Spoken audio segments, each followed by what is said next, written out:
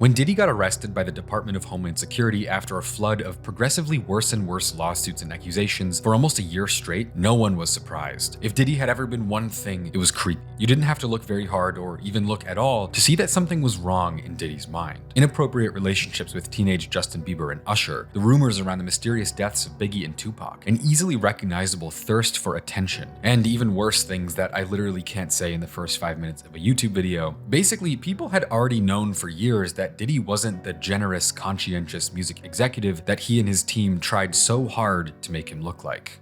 So I had two choices. Either I was gonna sit in that failure and give up, or I was gonna make a decision to step out of the darkness. You see, when you're in that darkness, you wanna sit there and wait for the light to come. The only way out is to step forward, to face your fears, to become your own light. Behind the big donations to schools, the activism, there was always an undertone of evil that even $1 billion fortune couldn't cover up. You don't get your name associated with murder and stealing for no reason. I'm a savage! Whatever I want, I'm going to get!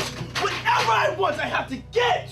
But it wasn't until his arrest and the ripping off of the mask that Diddy's true nature was finally revealed. He wasn't a good guy with a dark side or a nuanced figure with a complex past. At the exact moment when the federal government brought him in for sex trafficking charges, it was confirmed that Diddy was truly deeply evil. The evidence was right there. It was the final piece of the puzzle revealing that Diddy had spent his entire life taking advantage of others to the point where his music empire was nothing but a front for his sick obsessions. And he knows better than to be talking about the things that he does with Big Brother Puff on national television.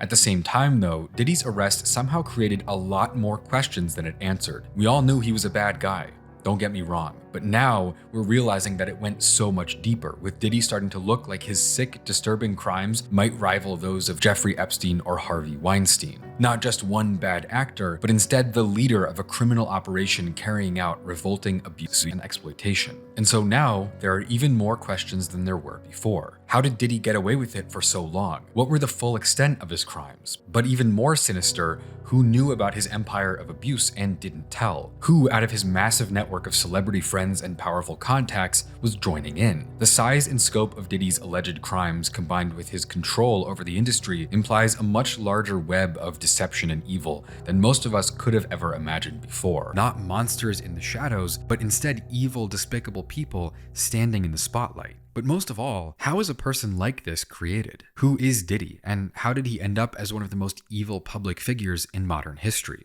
On a dark, freezing night in January of 1972, a man named Melvin Combs, a 33-year-old retired military veteran from New York City, sat silently in his parked car. He was parked along Central Park West, a wide avenue in Manhattan that separates the greenery and peaceful quiet of Central Park from the gorgeous, affluent Upper West Side. At least, that's what it is today. But New York in 1972 was a very different place. The local economy was struggling, unemployment was higher than ever, and people and businesses were leaving the area as quickly as they could. New York at the time was dirty, dark, and falling apart. Melvin Combs himself lived in Harlem, where a widespread increase in arson, violent crime, and drug use had turned Harlem, a previously vibrant neighborhood, into a grim, shadowy underworld. Melvin returned from his service in the military at a time when benefits for veterans were practically non-existent, and living in Harlem, it was very difficult for him to make ends meet without dealing drugs. But he was good at that. Eventually, he even formed ties with Frank Lucas, the infamous New York drug lord whose life was later turned into a Hollywood movie. But on that night, as Melvin sat in the car, engine running in the cold darkness, a figure came out of the shadows and shot him dead. His killer was never found. Most murderers weren't in those days. Most people figured it wasn't a random accident. When Melvin had been arrested for trafficking drugs 2 years earlier, several of his associates had been raided and imprisoned shortly after. It led to a rumor that he had become an informant in exchange for immunity, because he was never arrested again. Essentially, it was entirely possible that there was a bounty on his head for selling his own people up the river, although nothing was ever proven for sure. Either way, what Melvin left behind on the day he died wasn't just a life of crime or a drug trafficking empire. He was a dedicated family man, married to a part-time model and a teacher named Janice, and together they had 2 young kids, a 1-year-old girl named Keisha and a 3-year-old son named Sean, both of whom would now be forced to live without the strong, grounding influence of a father in their life. After losing her husband, Janice Combs realized how much more difficult it would be to raise her kids in a healthy, caring way without a father, especially for their son Sean. She cared a lot about making sure that Sean didn't end up going down the same path as his dad, becoming a drug dealer, living the street life, or even worse. Doing whatever she could to protect him. For starters, she wouldn't tell him what happened to his father. Throughout his childhood, she told Sean that his dad was killed in a car accident, a cover-up that he wouldn't discover the truth behind for almost 2 decades. She then took on the massive financial burden to move them out of New York City. They went to the neighboring city of Mount Vernon, which, while not a lot safer or nicer than the dirty underworld of New York that had taken her husband's life, it was at least sort of a fresh start. Being a widow raising 2 kids by herself, Janice had to work 3 jobs at the same time to pay the bills, and they were still in poverty. A lot of the time she was so busy that she had no choice but to send the kids to stay with her sister, who lived in the Patterson housing projects in the South Bronx, in the same type of environment she fought so hard to get them out of to begin with. And it was there that a young Sean Combs experienced what he would say later became the exact source of his lifelong ambition.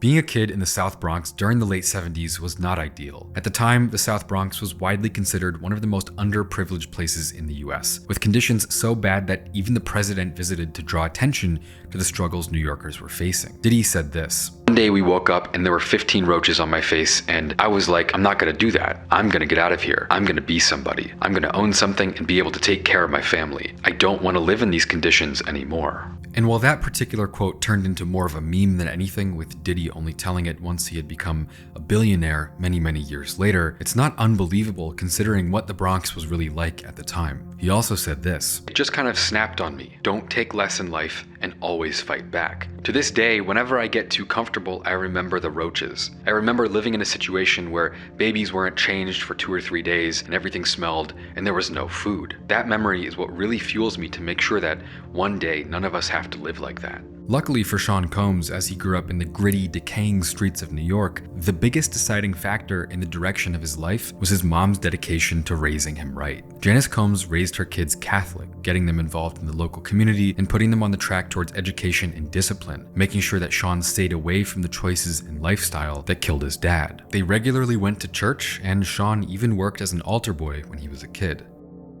Janice was even able to get Sean into a private school, Mount St. Michael Academy, an all-boys Catholic institution in Mount Vernon with numerous educational awards to its name. But despite her best intentions to protect her son from the evils of the drug trafficking and gang violence that killed her husband, there was an entirely different type of evil lurking beneath the surface at Sean's school, the very same place his mother had sent him so he would be safe. Because in 1988, just 1 year after Diddy graduated from Mount St. Michael Academy, the principal and chaplain of the school were both indicted for abuse. In a case prepared by the NYPD and the FBI, they determined that at least 3 14-year-old boys had been molested. Timothy Brady, the school's principal, was sentenced to prison, although he was never removed from his position in the Catholic Brotherhood that operated the school. And despite the overwhelming evidence against the school officials, with charges being brought by the literal FBI, only one student was willing to speak out publicly, and so no trial was ever held. The principal, Timothy Brady, later moved to Chicago and worked at a different Catholic school for boys over there. While there isn't a directly known link between the traumatic predatory events at Mount St. Michael Academy and Sean Combs himself, sexual abuse by Catholic priests is a known, widespread issue that casts a long shadow over the reputation of the church, even though studies and information are limited, with many Catholic brotherhoods refusing to grant transparency to outsiders. But we know from extensive research that there's a cycle of sexual abuse, positive correlation between being a victim and later becoming a perpetrator. In many ways, our childhoods shape our adulthoods, and with Diddy attending a school that was later found to have abusers at the top of its leadership and being an altar boy for many years, the monstrous evil choices and behaviors that later defined his life could be a hint at a dark, unresolved trauma from his past. With countless stories coming out later about Diddy forcing young boys to undress in front of him, admitting to sleeping in bed with Usher, having a bizarre relationship with Justin Bieber, lawsuits that allege he sexually forced himself on men as a form of domination, there are even videos of him being physically intimate with Biggie Smalls. Not to mention the fact that people have been talking about this in radio interviews and podcasts for years. That behavior isn't Diddy being gay. That's a guy doing what he knows, repeating what was done to him. That type of behavior most often doesn't come out of nowhere. As soon as he finished high school, the Combs family was overjoyed when Sean was accepted into Howard University as a business major. But still, being at university was never his top priority. And during his first year at Howard, he leveraged connections from back home to secure an unpaid internship at Uptown Records, a New York-based record label that at the time was one of the fastest growing in all of R&B and hip-hop. Around this time, Diddy, then going by the name Puffy, gained a reputation as a fiercely ambitious industry player willing to do whatever it took to advance his career. He had a natural talent for networking, and many of his opportunities arose from his ability to forge connections with influential people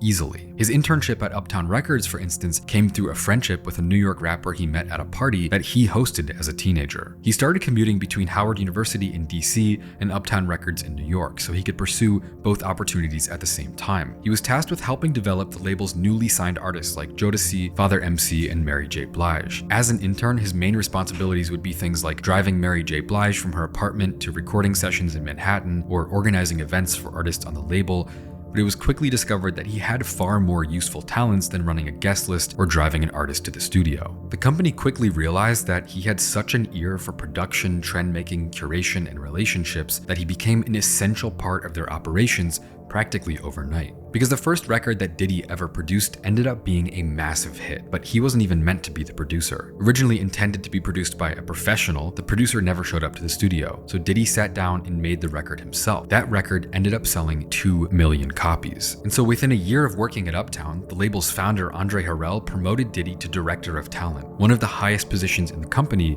despite the fact he was barely 21 years old. Diddy wasn't just ambitious, he had the skills to prove what that ambition was worth, and he was quickly becoming very, very powerful. Even back when he was making a name for himself as an influential young tastemaker in R&B and hip-hop, producing a long list of hit songs for artists like Jodeci, Mary J. Blige, and more, there was a strange darkness starting to surround Diddy's career.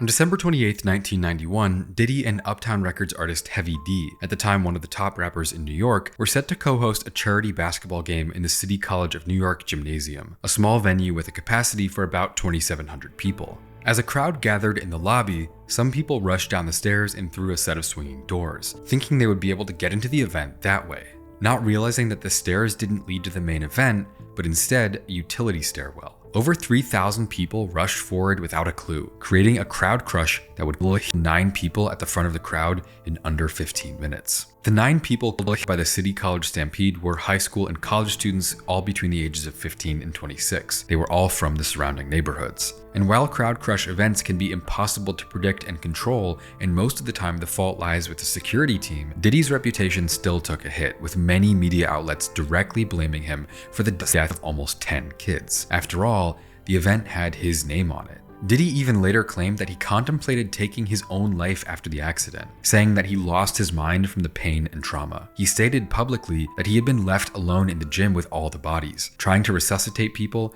to no avail. I knew I would have to explain what was going on and what happened. I was there with 9 bodies on the ground. Nobody else was there. No police, nobody. Just me and 9 bodies. In his words, it ruined his life. It was too much for me to handle.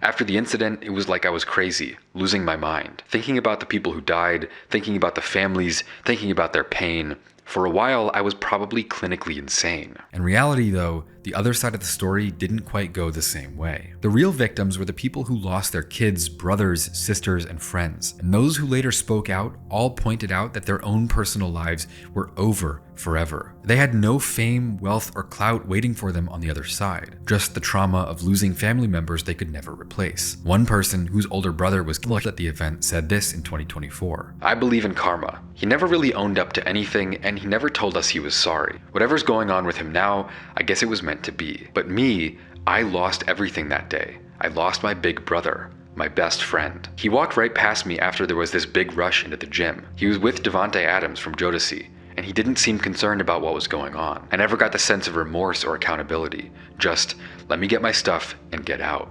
But somehow, this story doesn't just end with callous indifference to people's lives. The concert had originally been organized as an AIDS outreach education event, and a portion of the ticket sales was to be donated to charity. Once all the dust settled from the tragedy though, the money was nowhere to be found, and there had possibly never been any money set aside to begin with. A criminal investigation later discovered that while the majority of the blame for the disaster should fall on City College for failing to realize the potential for a huge crowd, some blame still fell on Diddy himself, which resulted in several lawsuits settled out of court in the years to follow. But what most of all revealed Diddy's true character was a 1998 civil case that was brought against him by two of the victims' relatives. During that case, a New York City judge named Louis Benza ruled that Diddy was lying about his attempts to save people in the gym, and it only questioned his credibility even further. After the events of the City College stampede, Diddy seemed a lot more like a sociopathic narcissist than a guy who was in the wrong place at the wrong time during a tragedy. It wasn't necessarily his fault that the accident had happened, but the way he acted afterwards, trying to take credit for things he didn't do, trying to paint himself as a victim when all he had done was separate himself from the real situation. At best, it made him look like a narcissistic scumbag, but at worst, it revealed an evil lurking underneath his charismatic personality. Because even in the early 90s, Diddy was already known for being a party animal unlike any other. But it wasn't just a vice, it was also one of his greatest assets. Once he was working at Uptown Records, he became notorious for parties that he called Daddy's House, attracting over 1,000 guests every week, from college students to local kids to celebrities, rappers, and athletes. He was becoming more than just an A&R, but instead a strangely alluring, larger-than-life figure in the industry. Because these parties weren't just about having fun. They were strategic networking events where Diddy could spot new talent, make connections, and build his reputation. However, they also had a darker side, with reports of excessive drug use, underage drinking, and questionable behavior even early on. And maybe the most conspicuous example of Diddy's character at the time was when a 14-year-old usher came to live with him for a year. In 1991, the same year as the deadly stampede, a then 14-year-old usher who just recently signed a record deal was sent by his label to live with a then 25-year-old Diddy in New York. From a business perspective, it made sense. Diddy was a powerful tastemaker with experience and connections. From the biography of Diddy by Susan Trout, Combs groomed stars in an intensely hands-on style. He reinvented their images by helping shape their music and choose their clothes. For better or worse, Combs sought to control every aspect of an artist's look, sound, and actions. He was taking on more and more responsibility because his ambitious nature made him crave more. So maybe Usher was a kid with lots of potential and Diddy wanted to help him grow, but from a personal perspective, that wasn't quite as clear. Why in the world would a 14-year-old boy be sent to live with a 25-year-old man he didn't know? Especially someone like Diddy, who was known for being a crazy party animal. L.A. Reid, the label exec who sent Usher to live with Diddy, said this: Usher was 14 years old, but nothing about him ever seemed juvenile. I was turning him over to the wildest party guy in the country at an age when I still needed his mother's permission, but he went to New York for almost a year. I didn't know whether I was being irresponsible or having an epiphany. Usher later went on to become a massive R&B star, in many ways with his career being pushed forward by people like Diddy. But it wouldn't be until many years later that he expressed more candid thoughts about the time he spent in Diddy's care. During a 2016 interview on The Howard Stern Show, he gave some candid thoughts on what it was like. Although he was noticeably cagey and pretty uncomfortable looking, he did share a few details, and as it turns out, L.A. Reid wasn't having an epiphany. He was, in fact, sending a literal child into a den of snakes. Now, that was L.A. Reid's idea, right? We're sending you over to something called Puffy Flavor Camp. There you go. Hey, it was curious. I got a chance to see some things. Yeah, but you were 13. What were you seeing? I went there to see the lifestyle. Right. And I saw it. And it was, but I don't know if I could indulge and understand what I was even looking at. It was pretty wild. So nobody tried to, some woman didn't come along. I didn't say that. Okay. I didn't say that. What I did say is that there were very curious things taking place. Uh-huh. And I didn't necessarily understand. Now, would you ever send your kid to Puffy Camp? Hell no. See? You can literally see and hear Usher's discomfort when talking about this. We might not know what happened between them exactly, but it's not hard to interpret how he feels about it. The look on his face during this interview is genuinely haunting. Even Diddy himself later went on to reveal some pretty concerning details about the 14-year-old kid living in his house, basically saying that he even had Usher sleeping in his bed. My brother right here from day one, we used to wake up and, pause, but like, check this out. I mean, back in the days when he was like 10 and I was a little bit older, his older brother, we used to fight over the Frosted Flakes. You know what I'm saying? Before pause was invented. But it's my brother for real. We used to actually wrestle off of the Frosted Flakes because he used to always get up early with me. Now he's one of the richest stars in the world. And I'm like, what the fuck did Puff just While neither say? Diddy nor Usher ever acknowledged specific details about their relationship, predatory or not, the fact that a 25-year-old man was given custody of a 14-year-old boy at all is deeply troubling, and again, it reveals a lot about Diddy's character and priorities. Elsewhere in the city, a 20-year-old named Christopher Wallace was also raised by a single mother and sent to Catholic school out of his mother's desire to keep him safe in the dangerous streets of New York. Christopher, though, went down a much different path than Diddy. Despite his strict moral upbringing, he started selling drugs when he was only 12 years old, hiding his drug money on the roof of his apartment building so his mom wouldn't discover it. But by the age of 17, after dropping out of high school, he had been arrested for drug dealing multiple times, including once spending 9 months in a jail in North Carolina because he was caught selling crack cocaine. By 1992, at 20 years old, he was facing up to 15 years in prison. But even though their lives couldn't be more different, Diddy and Christopher crossed paths anyway in a way that would change both of their lives forever. Because in 1993, Diddy discovered Christopher's music by accident while going through demo tapes at Uptown. Christopher, going by the rap name Biggie Smalls, was still in and out of jail and dealing drugs at the same time as he was trying to make music. He had no experience in the industry, just demo tapes that he reluctantly made at the insistence of a producer friend. The story goes, though, that Diddy was completely convinced he had found the next big thing. And so when he finally tracked him down and convinced him to sign to Uptown, one of the greatest and darkest eras in hip-hop history was about to begin. But at the same time, Diddy was still going through even more issues. After only 3 years of working at Uptown Records, he was unceremoniously fired from his high-ranking position just a few months after signing Biggie. His mentor at Uptown was later quoted as saying that he fired Diddy so he could go on and found his own venture and live up to his own potential, not being an employee anymore. On the surface, the reason was pretty simple. Diddy really believed in Biggie Smalls, but the rest of the label didn't. Uptown was known for fun music,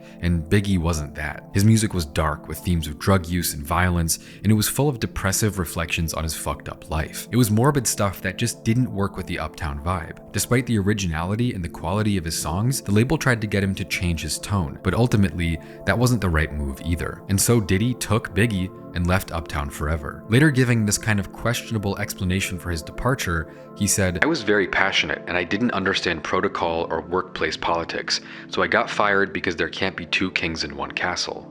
And that explanation implies kind of a different reason for leaving that wouldn't be explained for many years to come.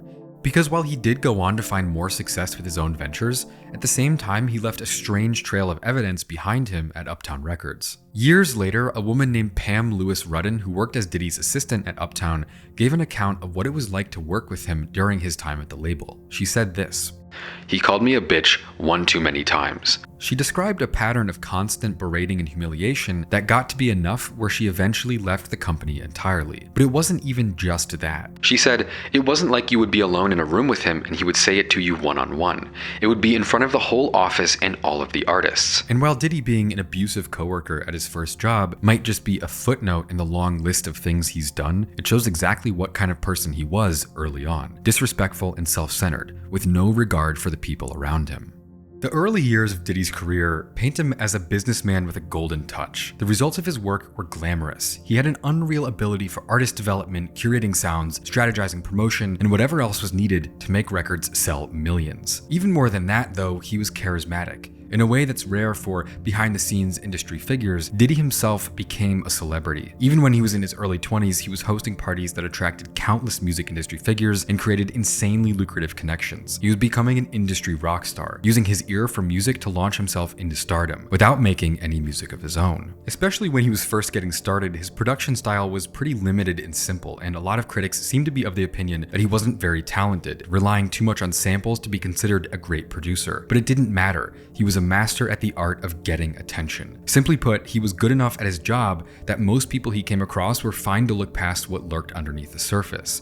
A cutthroat, vicious, possibly even manic desire for fame, power, and money. From his lies about the city college stampede that killed 9 people, to the mysterious disappearance of the charity money, the way he exposed Usher to inappropriate, possibly even traumatizing experiences at the age of 14, being impossible to work with at Uptown to the point of getting fired, and even abusing his employees at the label, in any sane world, one of those things would be enough to end someone's career. But Diddy was different. He was in a position where he was too important to be turned down. His connections, his talent for spotting artists, his ability to generate massive profits for the industry, it made him untouchable. The majority of people he came across weren't going to turn him down. Even if he was exploiting or mistreating them, he had too much power to ignore. One of Diddy's most bizarre and sinister tactics early on was his strategy of inserting himself into every aspect of his artist's royalties. At Uptown, he not only used the artists he managed to boost his own image, but also involved himself in the creative process. By contributing a lyric, singing background vocals, or helping with production, he was securing royalties from multiple sources on one song. This meant that while he was helping the label rake in millions from sales, he was also personally profiting every time, often at the expense of the actual people making the music. And his approach ensured that he'd benefit financially from every angle, maximizing his earnings while potentially diminishing those of the actual clients themselves. It was clear from the early years of his career that Diddy would do anything and everything to make sure he was climbing as high as he could in the music industry, while getting paid as much as humanly possible. And as his influence grew, so did his immunity to consequences. The music industry, driven by the promise of hit records and financial success, was willing to overlook his true character, setting a dangerous precedent that would shape his career for years to come. But what came next pushed Diddy far over the edge, taking him from being an ambitious young figure in the business to being one of the biggest music executives of his generation, and possibly one of the most exploitative and evil figures the music industry ever saw.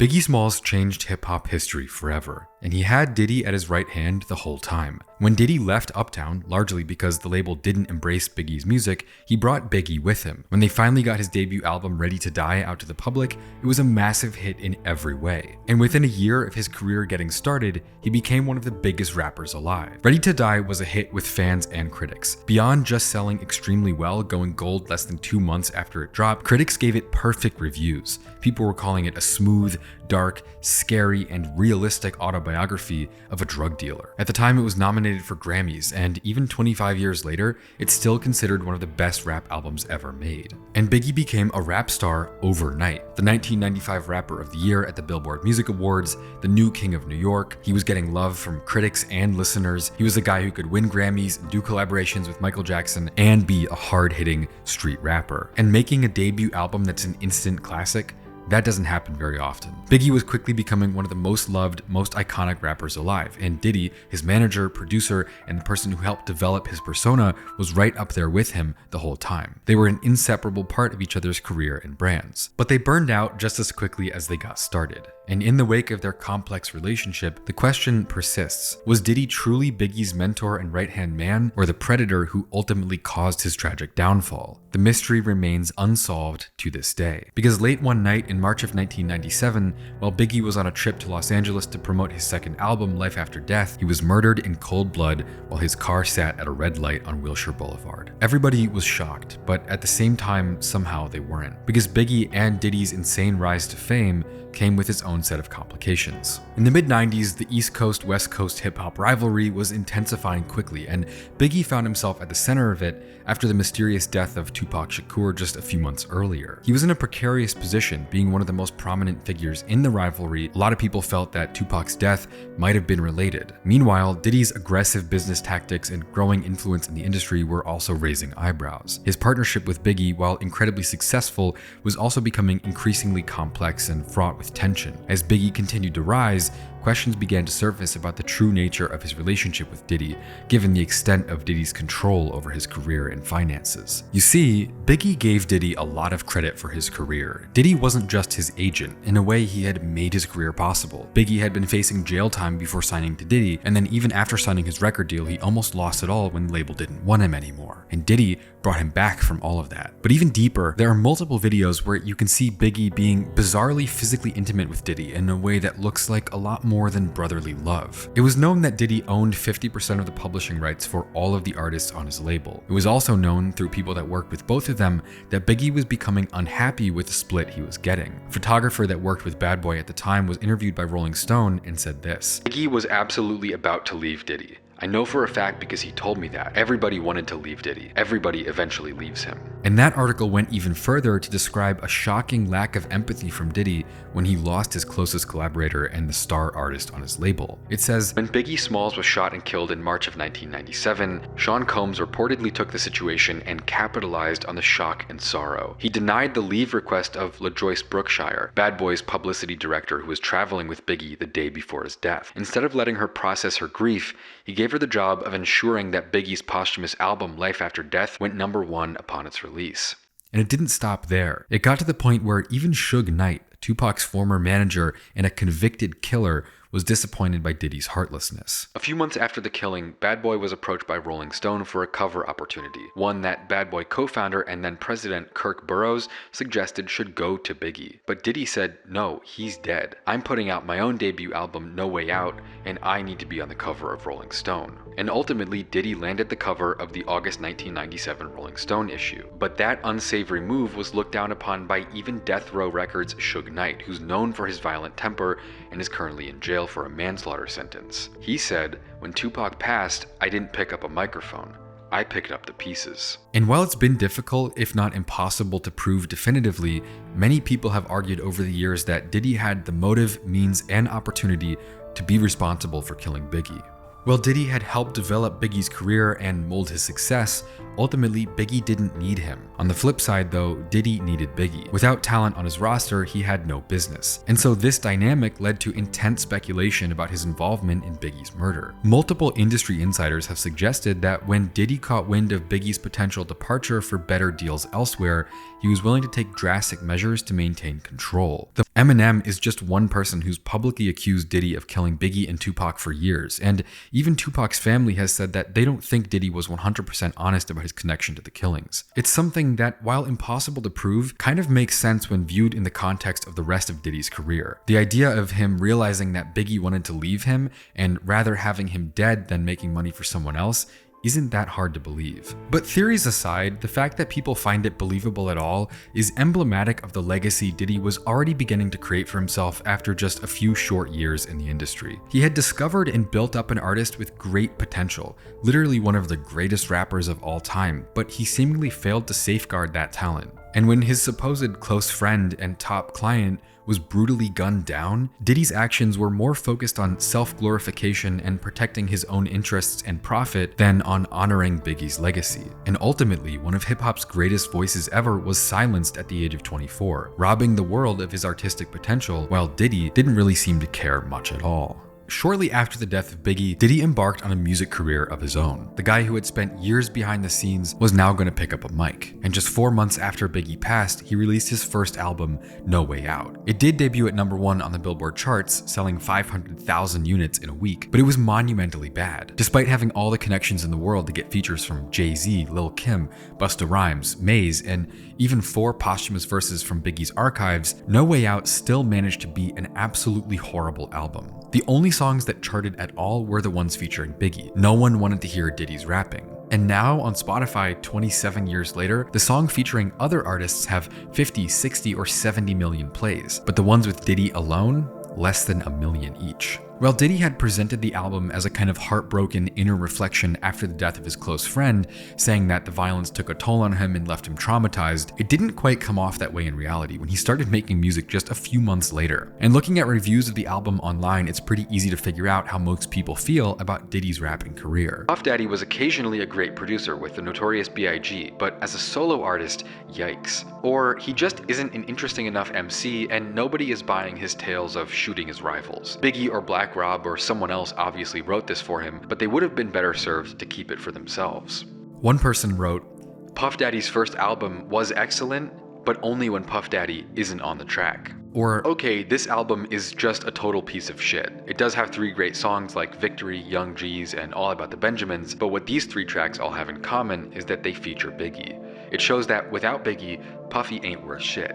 His rapping is really, really awful. He's one of the worst rappers ever and has absolutely no skills, no flow, no emotion, and nothing to make him special. I think my favorite review says, "Let's get this out of the way. Puff Daddy is not a good MC, even when he's rapping lyrics written by someone else. He sounds like a chump on the mic, but luckily he has a golden ear and is surrounded by talented musicians who make even his shittiest raps sound expensive and cinematic." He also surrounds himself with some of the best MCs of the time, Biggie Smalls, Jadakiss, Busta Rhymes, and he allows them to do a lot of the heavy lifting. This was a mega smash album, but revisiting it, one might be surprised at how much of a downer it is. And finally, Diddy couldn't write his name, let alone a song. No Way Out was bad enough that a lot of people said Diddy's popularity at the time signified the end of the golden age of rap. He was bad enough that his presence brought down the entire genre. Even worse, not only were his albums laughably corny and lame, it was an open secret that none of the material he ever rapped was actually his. Diddy almost exclusively used ghostwriters. It wasn't even worth trying to hide that someone like Diddy, a rich and powerful manager, agent, and executive, would be incapable of writing authentic lyrics. He went to private school, got a corporate job at 20 years old, and made millions off of other artists' catalogs before he ever recorded a song. No one was ever going to see Diddy as a real rapper. The list of rappers who've been confirmed to write for Diddy over the years is long. From artists on his label like Biggie and Maze to 50 Cent, Drake, J. Cole, Jadakiss, Jay-Z, Nas, Diddy spent years and probably millions of dollars buying raps from some of the greatest artists of his generation. But he was never one of them. Even from the start of his recording career, he was exploiting the people around him so he could have his own moment of fame, ultimately playing the entrepreneur rather than actually making art. In total, Diddy made 5 albums. While almost all of them debuted at #1 on the Billboard charts, each one of them was worse than the last, carried only by features and production, with Diddy himself somehow failing to create any music of any value across a 7+ year recording career. His albums are similar in format to what DJ Khaled does, but instead of playing the part of a goofy side character, Diddy made the mistake of actually shoving himself in everyone's face as if he had done anything at all, when ultimately he hadn't. Even with multiple #1 albums to his name, he didn't create anything worth remembering, and Diddy's rap career has been almost entirely forgotten, overshadowed by his greedy business practices and later on, the monstrously evil actions in his personal life. And so, Diddy's brief stint pretending he could rap became emblematic of his whole philosophy: selfish, narcissistic exploitation. His so-called solo albums, written and performed mostly by better artists, exist in the same spirit as him giving himself royalties off the artists on the label he worked at. This pattern of exploitation and self-promotion defined his trajectory in the music industry and beyond. Despite how bad these albums really were, they only continued to make him more and more money. And his ability to market himself and capitalize on the talents of other people, even when his own abilities fell short, would become the hallmark of his entire career. Another shocking and disturbing moment in the history of Diddy's career was his relationship with Jamal Barrow, who rapped under the name Shine. Shine had moved to New York City from his home country of Belize as a kid, and he quickly fell in love with hip-hop. Within a few years of freestyling around town, getting better and better while he worked as a bicycle messenger in Manhattan, his talent was noticed by a local producer. In 1998, at the age of 20, he was introduced to Diddy, who signed him to Bad Boy Records on the spot, giving him $2 million, 3 cars, and a house in exchange for a 5-album deal. Shine getting signed to Bad Boy caused a media shockwave. He became a star overnight, going from sleeping on his mom's couch in Brooklyn to living in Beverly Hills in literally a matter of weeks. But he would only be able to enjoy that newfound success for a short time, until Diddy would literally destroy his life. After about a year in the limelight, doing features for other Bad Boy rappers, being called the next Biggie Smalls, playing shows, and working on his debut record, it all came crashing down on December 27, 1999. Shine was with Diddy at a club in Times Square when another patron started an argument with him and at the same time pulled out a gun and threatened to kill Shine. The story goes that Diddy, Diddy's bodyguard, and Shine all drew guns, and that Shine himself shot his gun 3 times in the packed club. And while no one was killed, 3 people were seriously injured. Shine, Diddy, and Diddy's bodyguard were promptly all charged with crimes. But when the trial began, Diddy confusingly hired a different lawyer for himself and his bodyguard than for the 20-year-old artist he had just signed to his label for millions of dollars. Shine himself insisted that he hadn't shot anyone at all, only fired into the air and not towards any bystanders. When a ballistics expert came to the witness stand and revealed that the injuries at the site were caused by a .40 caliber weapon, not the 9mm like Shine had on him, it only got even more confusing. There were even witnesses, victims of the shooting, that said they directly saw Diddy was the person person who shot them. One person said, "I saw Mr. Combs pull out a black gun with his right hand, and I literally watched them pull out the guns. I had a clear point of view. For God's sake, I got shot in my nose. I watched everything occur and have described it vehemently to all parties involved." Diddy, meanwhile, testified that he didn't even have a gun on him that night. And eventually, after a 7-week trial, his lawyer got him and his bodyguard acquitted on all counts. But Shyne wasn't so lucky. After the trial, he was convicted by a jury of reckless endangerment, assault, and possession of an illegal weapon. He was sentenced to 10 years in prison without eligibility for parole, and he served 9 years in a maximum security facility in upstate New York. After a decade in prison, he returned to his home country and became a high-ranking politician in the House of Representatives, working to strengthen the justice and education systems in Belize, and he's currently running to be Belize's next prime minister. Speaking on Diddy in 2024, he said this: "On Thursday, Shyne forgave Combs and moved on. He acknowledged that he was trying to see if Combs would invest some money in Belize and the country's education system. But he also said, 'Let us not forget what the cold, hard facts are. This is someone who destroyed my life.'" More than anything, the story of Shyne's rap career confirms that Diddy only ever saw the artists on his label as resources to make money off of. Over and over again, the young people he signed and was supposed to protect and help and mentor were nothing but a source of income that he could throw away if he needed to. Instead of protecting Shyne, a 20-year-old kid who came from another country to chase his dreams, he called witnesses to testify against him and hired a different lawyer to protect him. Shyne's mother wrote this: "Puffy has the same responsibility as a teacher or a coach. Shyne was out with his idol on that fateful night.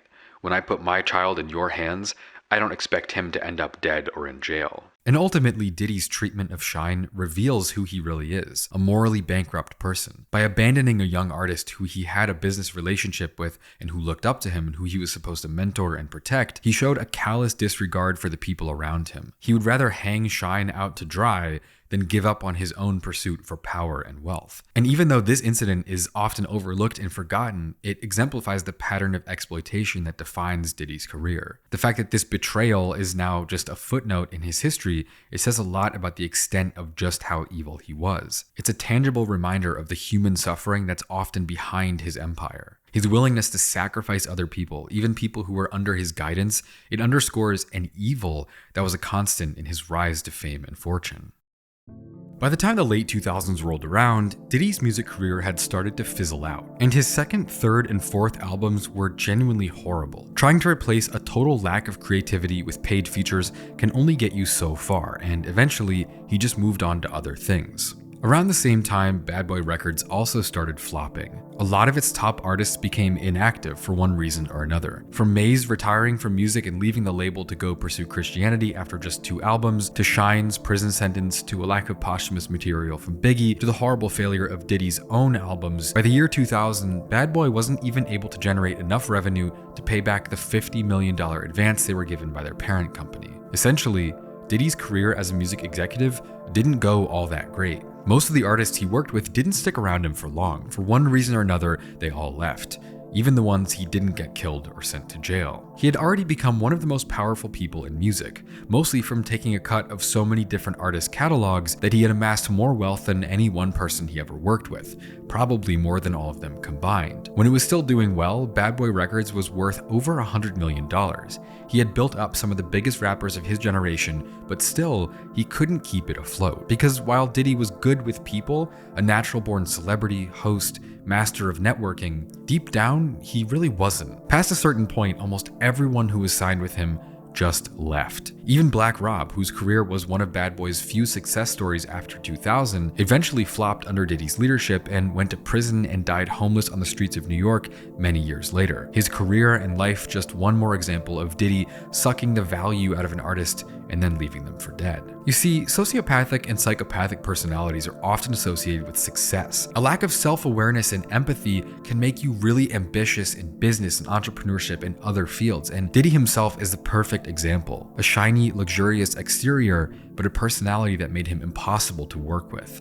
And so as the years went on, once a powerhouse worth over $100 million, his record label ended up faltering under his leadership. Artists and employees had to distance themselves or have their lives ruined due to his selfish, incompetent leadership. Meanwhile, he's keeping up appearances of being a big, important, influential player in the music industry, mainly by prioritizing his own profit over anyone else's well-being. The contrast and tension between Diddy's charismatic public persona and his behind-the-scenes mismanagement ultimately contributed to Bad Boy Records' fatal decline. And it also exposed his inability to build long-term personal relationships that are crucial for real success in the music industry.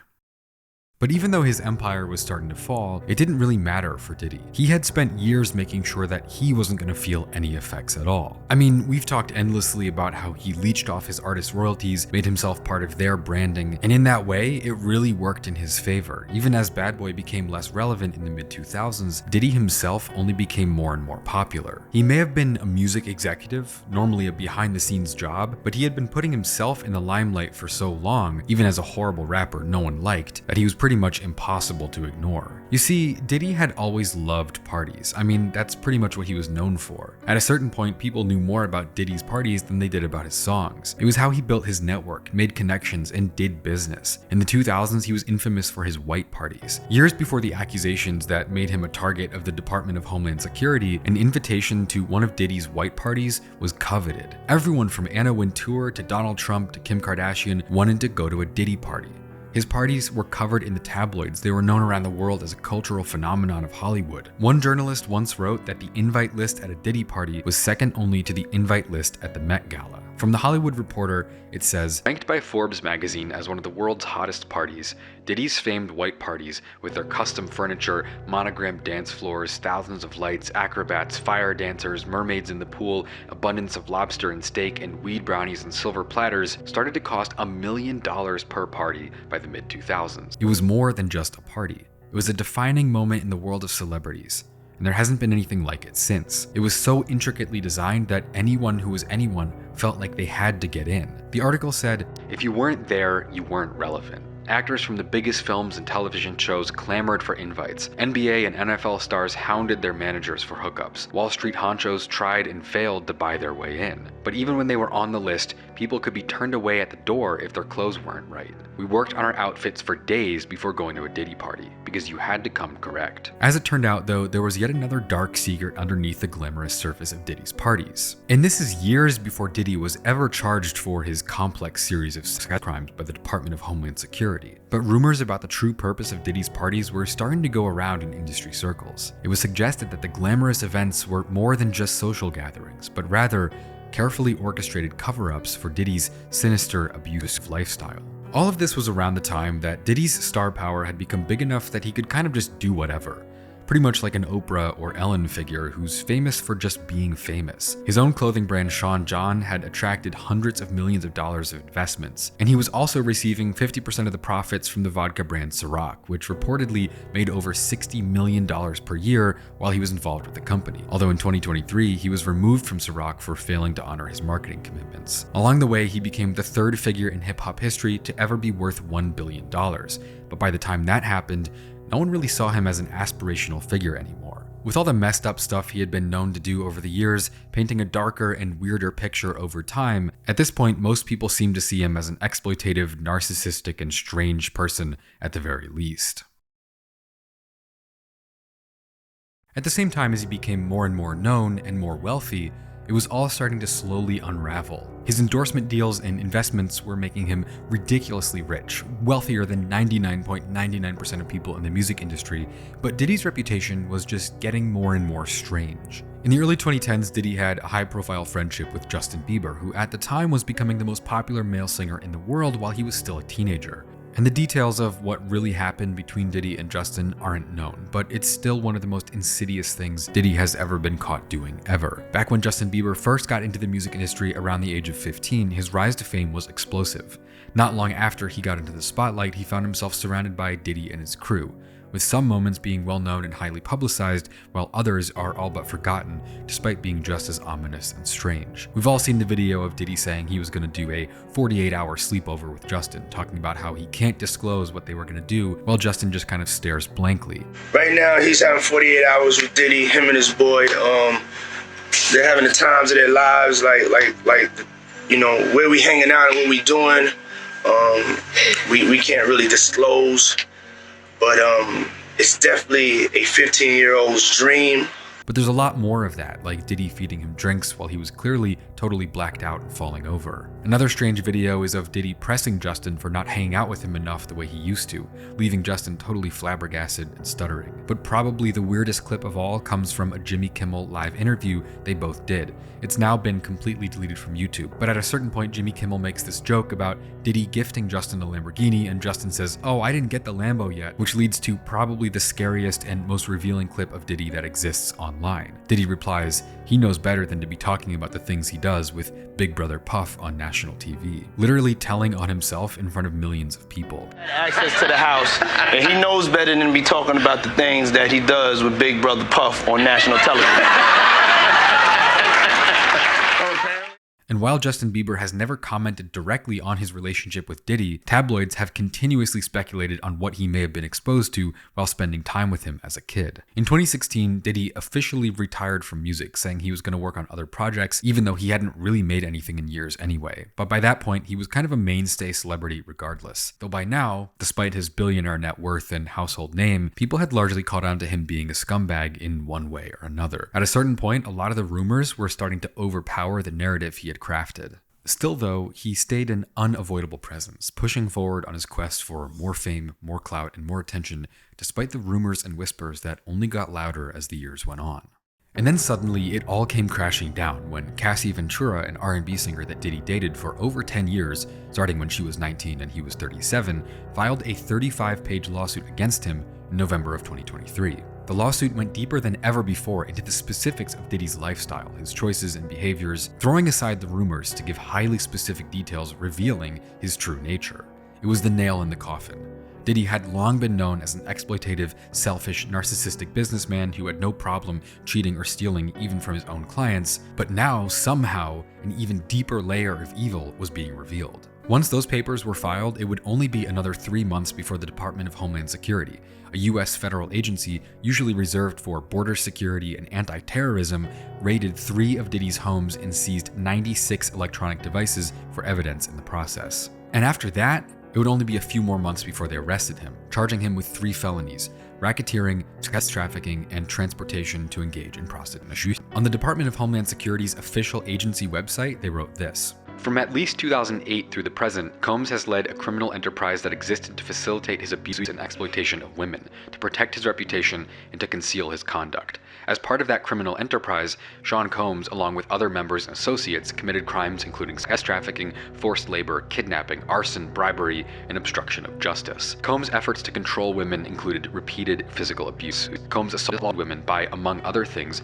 punching, striking, dragging, throwing objects at, and kicking them. And he similarly assaulted witnesses of his abuse. These assaults often resulted in injuries which could take days or weeks to heal. And to commit these crimes, Combs relied on his power as the leader of a multifaceted business empire.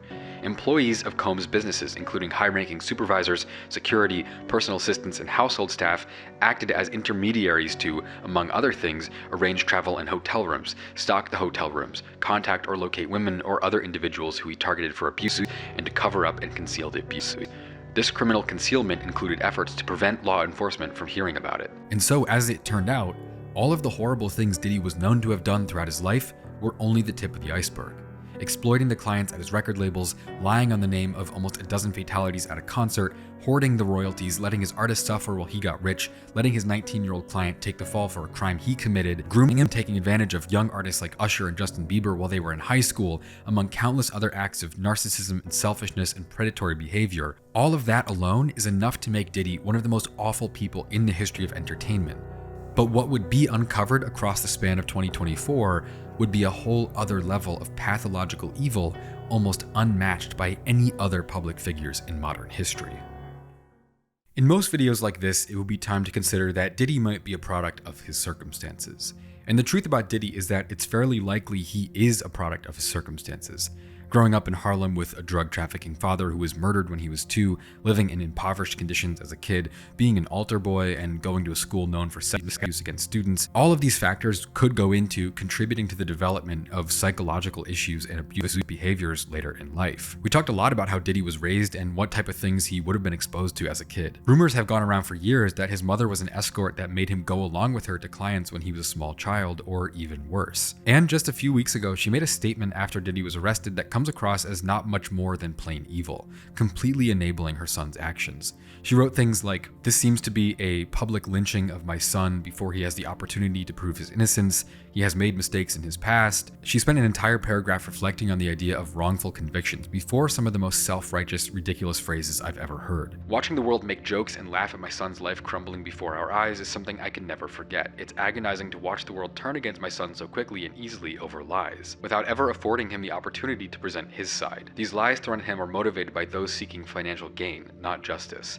This injustice has been unbearable for our family. My son is not the monster they painted him to be. I can only pray that I am alive to see him speak his truth and be vindicated." In a similar way, a post just recently went up on his Instagram for the first time since he was arrested, wishing his daughter Love a happy second birthday. No mention of the world crumbling around them, just a kind of ominous feeling "Daddy loves you" caption alongside some nice professional photos. Maniacally continuing to pretend everything is okay as if his mask wasn't ripped off in front of the whole world, it just kind of makes it worse.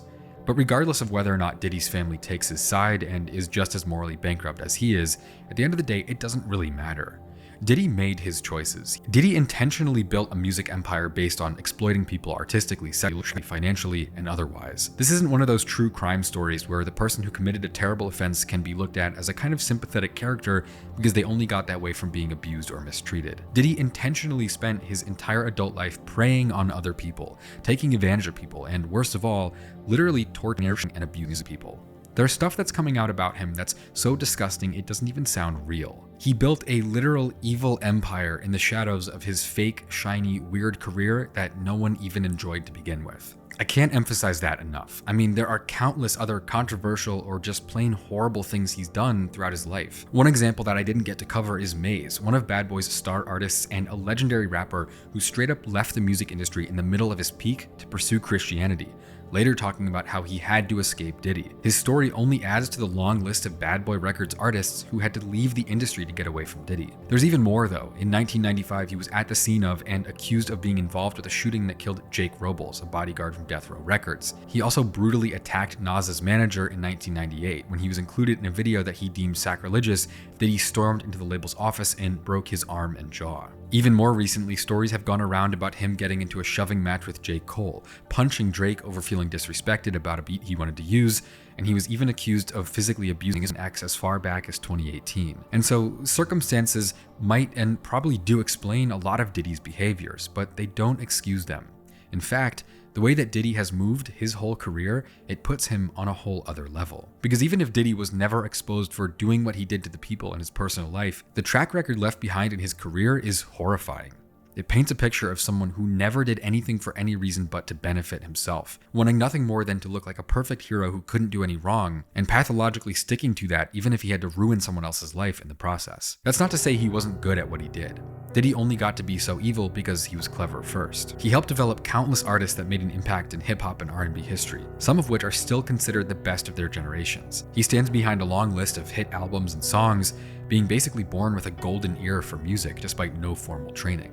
He leveraged his ability for spotting musical talent to build his own level of celebrity, which turned into a vast empire spanning music, media, fashion. Despite his evil character, Diddy's talent in business was undeniable. That's how he got away with what he got away with for so long. With so many successful ventures like Bad Boy Records, Sean John Clothing, Ciroc Vodka, Revolt Media, among others, his business strategy catapulted him to become one of the wealthiest figures in hip-hop history, with a net worth that at one point exceeded $1 billion, making him one of the richest people to ever come out of rap. He even became a household name practically just off his charismatic persona alone. In the 2000s, people may not have liked his music, but they definitely knew his name. Ultimately though, it was all for nothing. Despite having so many accolades, so much money in the bank, it was all a facade that the majority of people saw right through the whole time. In the strange way that psychopathic people can often be, a lot of what Diddy was able to achieve crumbled to dust with a profound sense of emptiness. Despite being highly ambitious and successful, most of what he did didn't add up to much. Looking at his list of ventures and businesses, he worked his way up to a high position at Uptown, but he left behind a legacy of nothing but abusing his employees and leeching publishing rights off his artists. He built his own nationally known $100 million record label, but almost every single artist he ever signed either turned their back on him, ended up in jail, or even died. The label eventually ended up pretty much defunct. His clothing and fragrance lines seemed to have high valuation, but they made little to no impact in the world of fashion, and they're now pretty much forgotten. He made multiple albums, but literally never wrote his own verses and received horrible reviews from critics. And he was open about using ghostwriters, pretty much naming himself as the least authentic rapper in the industry. In a world of Kanye Wests and Jay-Z's, hip-hop moguls whose music, designs, and cultural impact is tangible and remembered and understood, Diddy was always a bit flat. No one remembers his music, his clothes weren't memorable, and even his own artists didn't stick around to do business with him. Diddy's success was ultimately hollow. Despite his lifelong, desperate attempts to make himself into something, he was at the end of the day still nothing. The only lasting legacy of the 30 years he was in the public eye before being arrested was that he was an honestly strange, intimidating, weird person. In my mind, the lack of depth that defines his career is just one more piece of evidence for the monster hiding under the mask. It shows that he never really cared at all. It was a quest for power and control over his colleagues, his rivals, his clients. It was all about ego, pride, and narcissism. And while he did do some horrible things in that context, leaving behind $1 billion trail of exploitation, the true, terrible evil was still hidden all along. Until now, when it's finally been revealed. If you let Diddy tell the story of his own life, he's a hero. He spent massive amounts of resources and time throughout his career creating good optics for himself. Even as recently as 2021, one of the last magazine profiles that was ever done on him before his arrest tells us a lot about how Diddy wanted people to see him and what he thinks of himself. During that 2021 interview with Vanity Fair called With Love, Sean Combs, he talked about his new lifelong purpose that was literally sent to him by God. He says this, "I feel like God sent me. God put on my heart, what's your purpose? I was looking at all these things, preachers and different people talking about purpose, because I realized purpose is something deep. Have I really found my purpose? I know I'm making money and I'm successful and I'm changing the game, but is that my purpose? And then I really prayed on it, and God told me, your purpose is to play a part in saving the black race."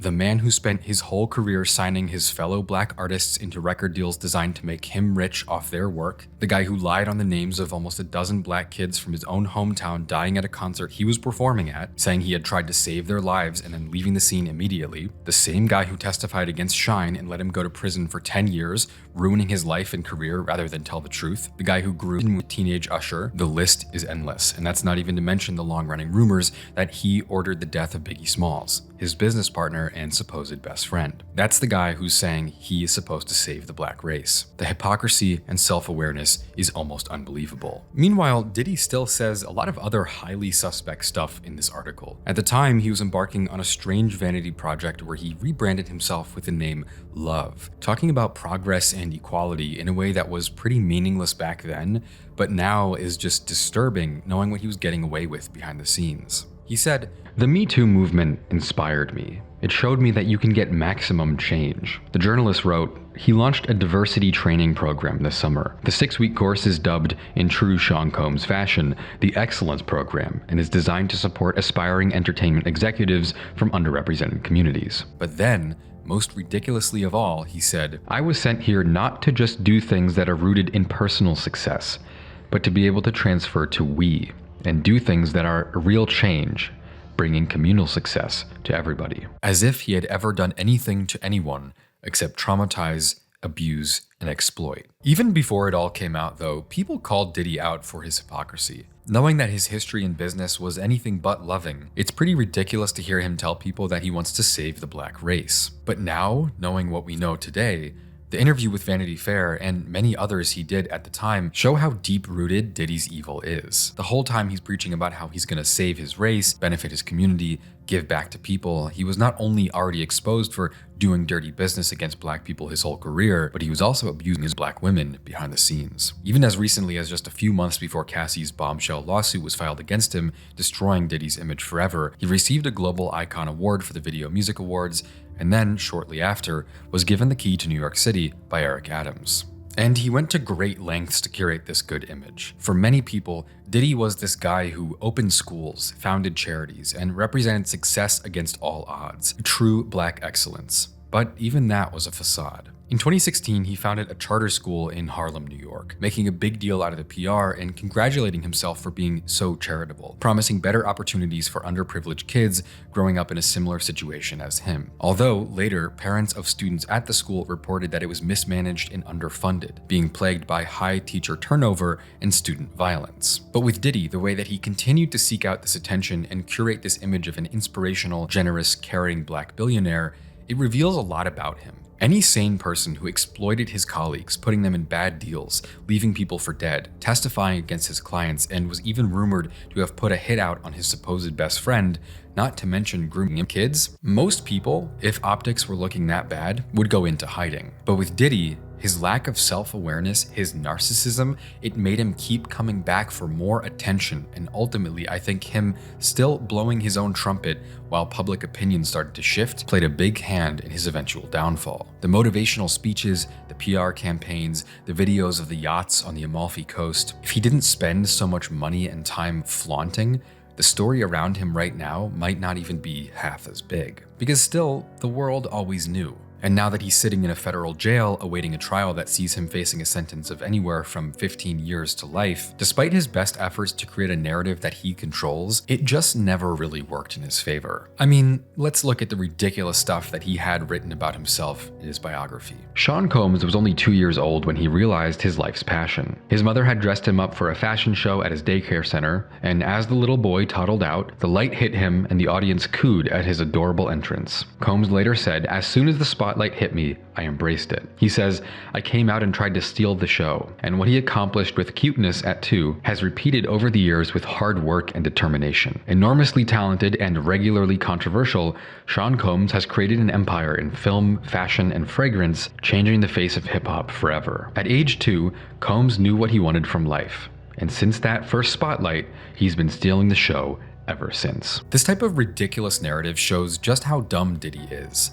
Despite his success and money, he couldn't manage to keep a low profile enough to get away with his insane crimes against humanity. And rumors about Diddy's true nature had been circulating for decades. The joke that you had to have sex with Diddy if you wanted a record deal in the rap game was an old reliable punchline, to the point where I doubt most people saying it even knew what they were referencing. But it always seemed like it really might not be a joke, with even big figures in music like Eminem, 50 Cent, Cat Williams, and Kanye speaking publicly on their dislike for Diddy. Not to mention that even without the rumors, Diddy's business career was shady at best, with the fact of him exploiting his artists being public knowledge. Not just a rumor, but something literally everyone knew. The fact that he seemed to love fame and attention so much, always on a talk show, always doing some interview, or popping up to receive an award, it made him seem even more sinister. Being a shady businessman is one thing, but most people do that in private. Trying to draw as much attention to yourself as possible, as if you're congratulating yourself for getting away with it, it's safe to say that Diddy didn't exactly have fans. Instead, he had power and influence, and he was able to leverage that into as much attention as possible. And I think most people could tell the difference. Now, with Diddy suddenly sitting in federal jail facing 15 years to life, the secret is out. He was much, much worse than just a shady or unethical businessman. In reality, his exploitative business tactics were a cover-up for something much, much worse. All of those rumors were true, and more. And if you're trying to see what was going on behind the scenes all along, one of the first places you need to look is the women in his life. One of the biggest sources of clues throughout Diddy's life and career was his romantic relationships. And that makes sense. The long list of women he's been connected to are some of the people he spent the most time with.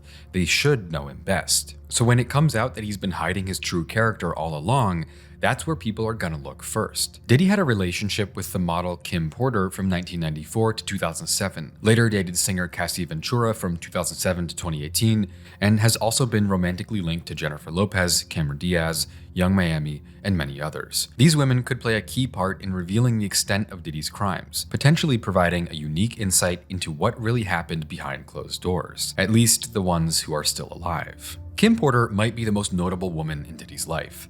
She met Diddy while working as a receptionist at Uptown Records, his first record label, and they were together on and off for almost 15 years, having 3 kids.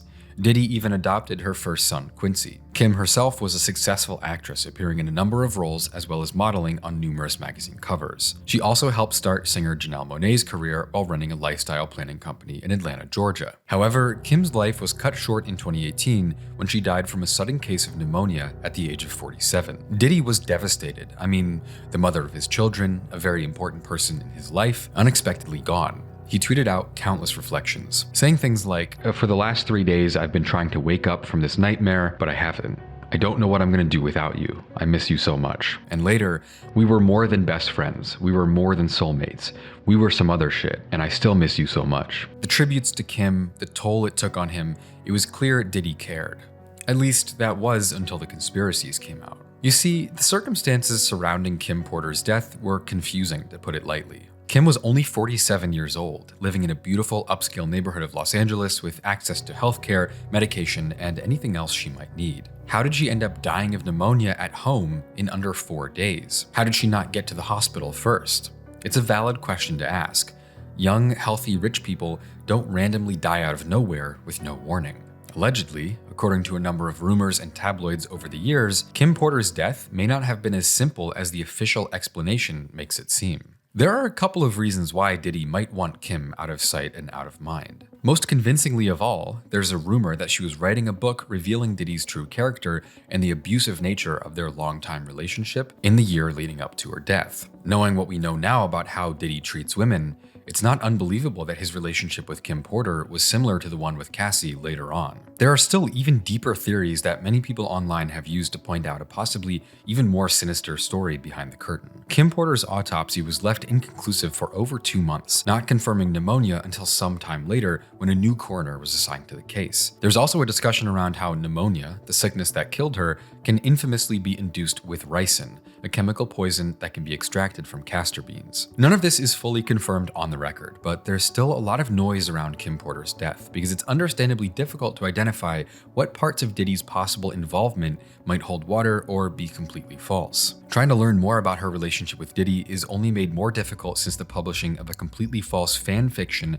memoir of Kim Porter that shot to bestseller status on Amazon in just a few days. It was almost immediately removed from the site though when it was discovered that this book was totally fictitious. Containing a number of ridiculous claims, it took a lot of the rumors about Diddy to an extreme level that seemed much more like fan fiction than actual reporting. Even more, the author Chris Todd had used an African-American pen name, Jamal Millwood, despite looking like this. All that is to say, the life and death of Kim Porter remains shrouded in mystery and speculation. While official reports attribute her untimely passing to pneumonia, the circumstances surrounding her death have fueled countless conspiracy theories. The rumors of a tell-all book being near completion just before she died, the unusual autopsy timeline, the unfortunate death of her coroner just a few weeks after the investigations against Diddy began. These whispers of foul play have cast a long shadow over Diddy's relationship with Kim. Whether these theories hold any truth or they might just be online conspiracies, I can't tell you that. But the tragic loss of Kim Porter at the age of only 47, regardless of its cause, is just another strange chapter in Diddy's life that only goes to further support the charges against him. Still though, somehow, Diddy's relationship with Kim